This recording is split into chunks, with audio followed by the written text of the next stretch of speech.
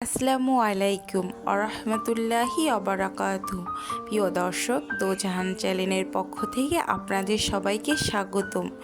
দুনিয়ার বুকে ফিতনা ফাসাদ থেকে শুরু করে আল্লাহ তাআলার অবাধ্যতা ও নবীদের হত্যার মতো জঘন্য অপরাধ করেছে বনি ইসরায়েল। বর্তমানে ফিলিস্তিনিদের উপর নির্বিচারে হামলা চালাচ্ছে ইসরায়েল। এতে কাচ্ছে গোটা বিশ্ব। পবিত্র আল কুরআনে বনি ইসরায়েল নামে একটি সূরা আছে, যেখানে বলা হয়েছে বনি ইসরায়েল অতিশয় অহংকারী হয়ে ওঠার কথা। তাতে বিপর্যয় সৃষ্টি করেছে, কঠিন বিপদের সম্মুখীন হয়েছে বনি ইসরায়েল বর্তমানে কৃতকর্মের বিষয় ইঙ্গিত করা আছে।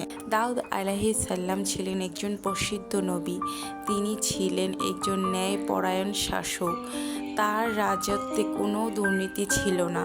কঠিনভাবে রাজত্ব সামলাতেন তিনি। নিজে অনেক কষ্ট করে নিজের জীবিকা অর্জন করতেন। এত বড় রাজত্ব থাকা সত্ত্বেও তিনি বিলাসিতা করতেন না। তার কণ্ঠ ছিল খুব সুমধুর। তার কণ্ঠ এতই সুন্দর ছিল যে বাগানের পশু পাখি, মাছ ইত্যাদি সবাই তার কণ্ঠে পাগল ছিলেন। তার উপর নাজিল হয় জাবুর কিতাব। যখন তিনি তিলাওয়াত করতেন, তখন নদীর মাছরা এসে তার তিলাওয়াত শুনত। প্রতিদিন শনিবার তিনি নদীর ধারে বসে জাবুর কিতাব তিলাওয়াত করতেন এবং সকল মাছ নদীর তার তীরে এসে নবীর তিলাওয়াত শুনতেন।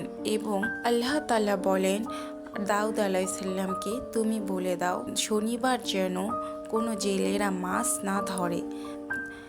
যখন নবী দাউদ আলাইহিস সালাম জেলেদের কাছে গিয়ে বললেন যে তোমরা শনিবার কোনো মাছ ধরবে না, তখন তারা কৌশল অবলম্বন করলো।